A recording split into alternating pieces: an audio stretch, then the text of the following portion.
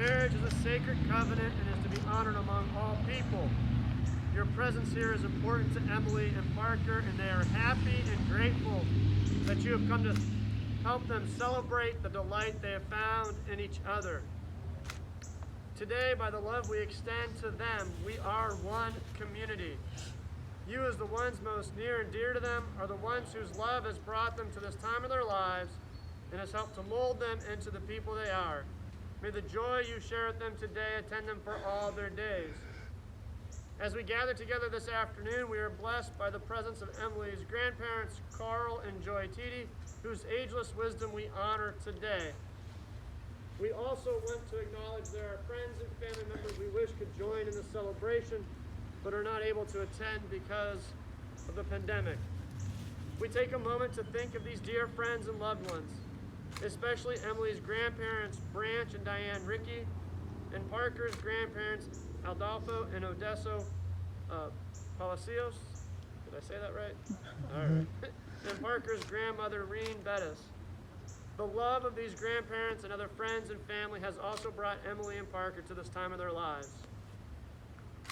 And on this day of days, our community is also shared, if in a different way, by those who have passed beyond this life.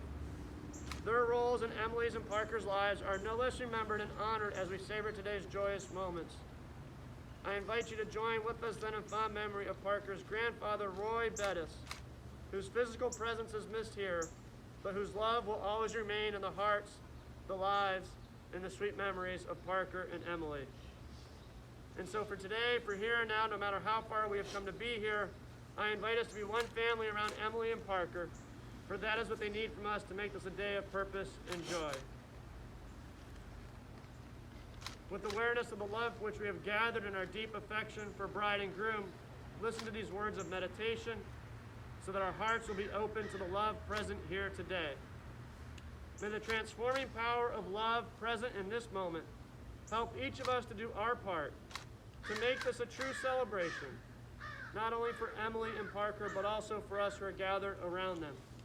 May we be inspired by the example of their love. May our hearts be touched by their joy and delighted by the happiness they have brought into our midst. We are grateful for this beautiful summer day and this beautiful setting, and we are most thankful for the love that brought Parker and Emily together and surrounds us, for it surrounds us and it unites all of creation as it binds this couple to one another and to each of us who are gathered around them today. Family, marriage is not only the joining of two individuals, but a union of two families. This wedding ceremony joins not only Parker and Emily to each other, but their families together as well.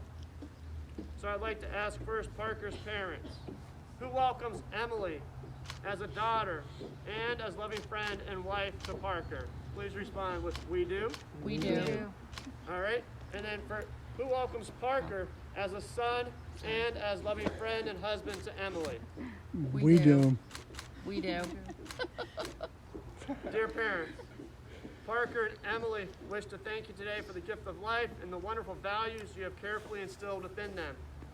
They know they would not be the people they are today without the care and the wisdom you showed in raising them. And they understand by your welcoming them here that you are blessing their love and their marriage. They ask for me to express to you their love and their most profound gratitude. Emily and Parker, you are about to enter into a union which is most sacred and most serious. Sacred because it so deeply honors a union of love between two people, and most serious because it requires of those who enter into it a complete and unreserved giving of self. It will bind you together for life in a relationship so close and so intimate that it will profoundly affect your whole future.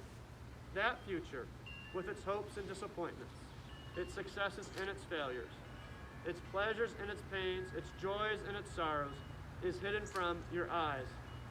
These elements are mingled into every life and are to be expected in your own. And yet, not knowing which lies before you, you take each other in the sacred bond of marriage. May then this love with which you join your hands and hearts today never fail, but grow deeper and stronger as the years go by. Parker and Emily, you have been called to the covenant of marriage.